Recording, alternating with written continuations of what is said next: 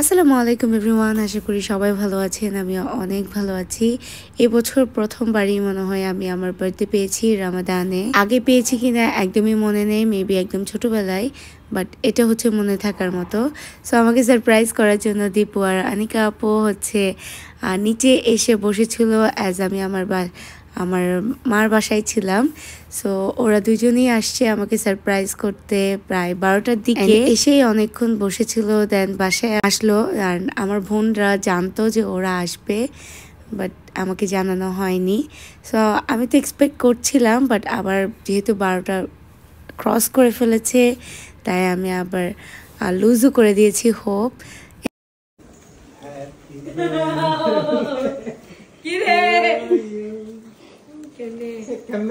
Happy birthday to you. And ওরা আমার জন্য খুব সুন্দর ফ্লাওয়ার আর কেক নিয়ে আসছে, সাথে এতগুলা চিপস। তারপর হচ্ছে বাসার সবাইকে ঘুম থেকে ডাকলাম, বাসার পিচ্চি থেকে শুরু করে আব্বুরা সবাইকে ঘুম থেকে ডাকলাম। সবাই ইফতার করে তারাবি পরে অনেক টায়ার্ড ছিল, তাও আমার বার্থডেতে ওদেরকে তো উঠতেই হবে। সো আমি 2 বছর পর হচ্ছে বাসায় আবার বার্থডে করছি, এই জায়গায় বসে কেক কাটছি। এটা আমার জন্য একটু অন্যরকম ফিলিংস ছিল, মিক্সড একটা ফিলিংস। কারণ আমি এতদিন বাসায় থেকে গিয়েছি, একে তো আমার এক্সাম, দেন হচ্ছে আমার বার্থডের জন্য আমি আম্মুর সাথে থাকতে চেয়েছিলাম।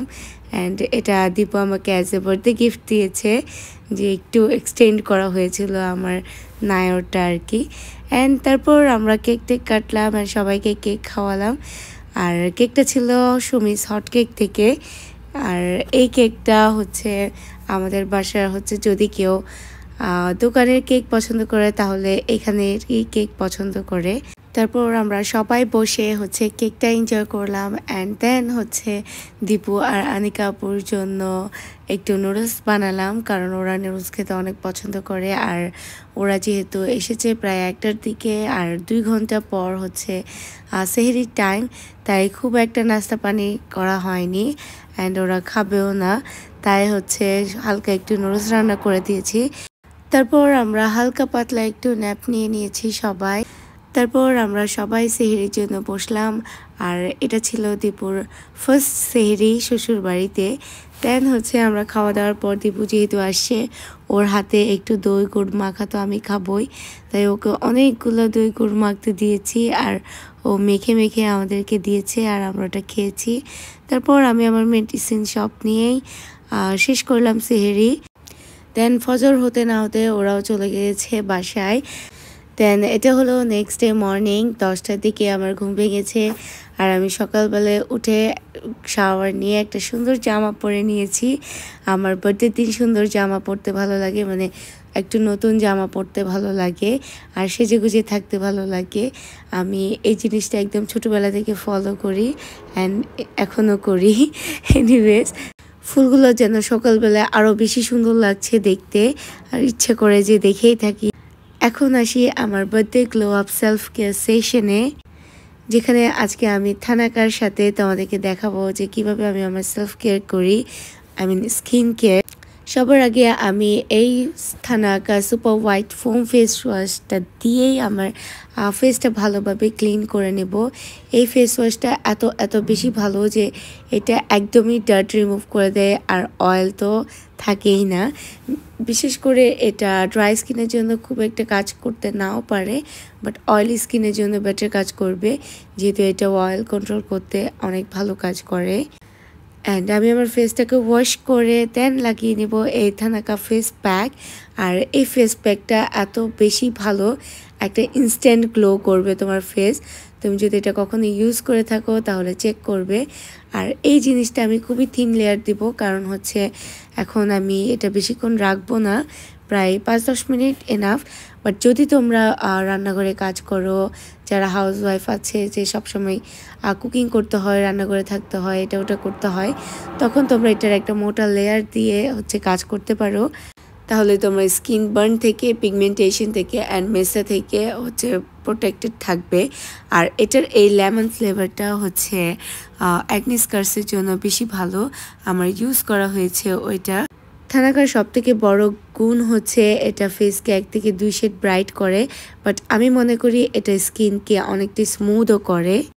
তারপর আমার ফেসে ময়েশ্চারটা ব্যাক আনার জন্য আমি এই ফেস ক্রিমটা অ্যাপ্লাই করব। এই ক্রিমটা তোমরা নাইট ক্রিম হিসেবেও ব্যবহার করতে পারো, আবার ডে ক্রিম ইউজও করতে পারো। এটার মধ্যে SPF আছে, যার কারণে তোমরা আলাদাভাবে কোনো ধরনের সানব্লক আর SPF ইউজ করতে হবে না। সো আমি ভালোভাবে এটা আমার ফেসে অ্যাপ্লাই করে নিচ্ছি। তারপর আমি অ্যাপ্লাই করব এই থানাকার গ্লো ক্রিমটা। এটা অ্যাজ এ বিবি ক্রিমও ইউজ করা যায়, বাট এটা তোমরা বাসায়ও ইউজ করতে পারবে।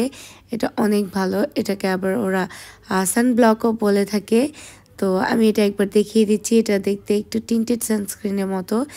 আমি এটা প্রেফার করব যারা ইউজ করবা এটা বাইরে অ্যাপ্লাই করে যেতে, কারণ এটা ফেসকে অনেক ভালো দেখায় অ্যান্ড খুব সুন্দর একটা বেস ক্রিয়েট করে। ফেসের পাশাপাশি বডি কেয়ারের জন্য আমি ইউজ করছি থানাকা বডি লোশন। এটা আমার বডিকে একটু হোয়াইটেনিং আর ময়েশ্চার লক করতে হেল্প করবে।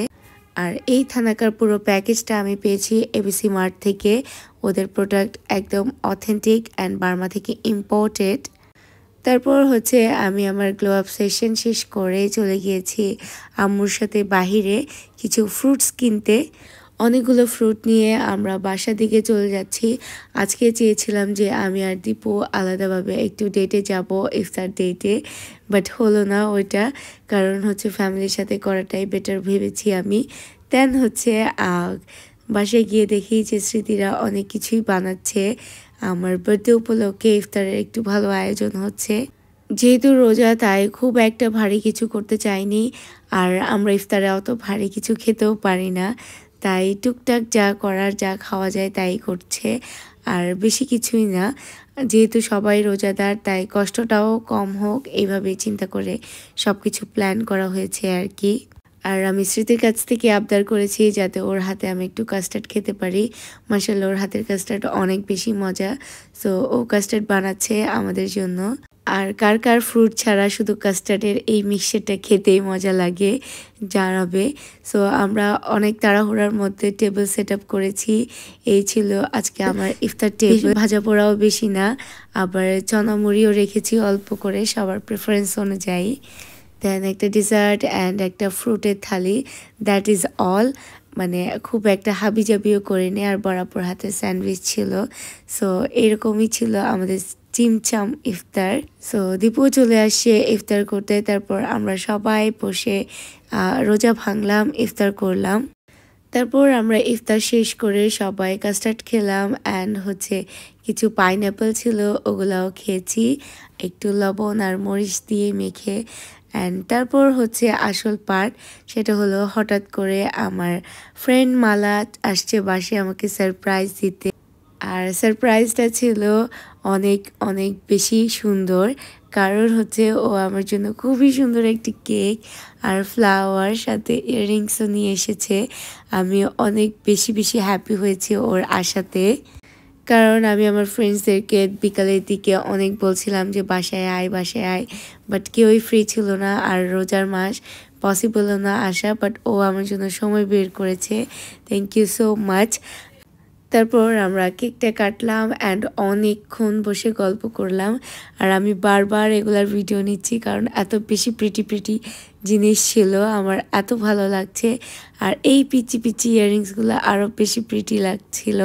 তারপর আমরা বসে অনেকক্ষণ প্রায় 2 ঘন্টার মতো আড্ডা দিয়েছি, আর কেকটাও ছিল আরও বেশি মজার। সো এই ছিল এই বছরে আমার বার্থডে ভ্লগ। আশা করি সবার ভালো লেগেছে। আমার জন্য অনেক অনেক দোয়া করবেন, আমার ফ্যামিলির জন্য। আর সবাইকে অনেক অনেক ধন্যবাদ আমাকে ভালোবাসার জন্য, আমাকে এত ভালো উইশ করার জন্য। And that is it for today guys. আল্লাহ হাফেজ।